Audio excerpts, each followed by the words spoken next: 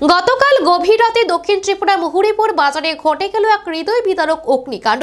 Ration shop সহ 4টি পরিবার সম্পূর্ণভাবে পুড়ে ছাই হয়ে রয়েছে। জানা যায় রাত 9:30 দিকে আচমকাই বৈদ্যুতিক খুঁটি থেকে আগুন ছড়িয়ে পড়ে। পরিস্থিতি আরো ভয়াবহ হয় যখন গ্যাস সিলিন্ডার বিস্ফোরণ ঘটে।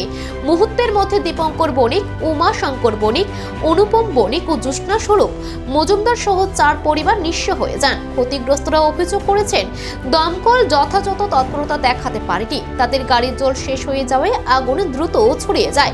আজ সকালে জেলা শাসক ক্ষতিগ্রস্ত পরিবারের সঙ্গে কথা বলে ক্ষয়ক্ষতির খতিয়ান নেন।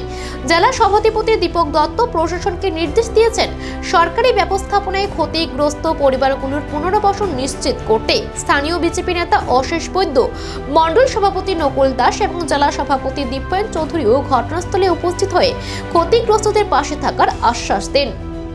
9:30 বাজে তখন। কোন জায়গা এটা? হ্যাঁ, এটা এই জায়গাটা মুহুরীপুর। আচ্ছা, কিভাবে লাগছে আপনাদের ধারণা?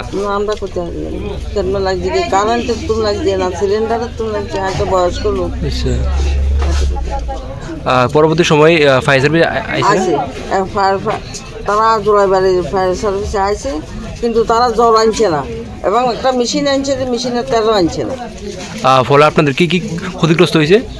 আমার তো কিছুই নাই, আমার মেজর ছেলেরও কিছু নয়, তার কিছু নাই।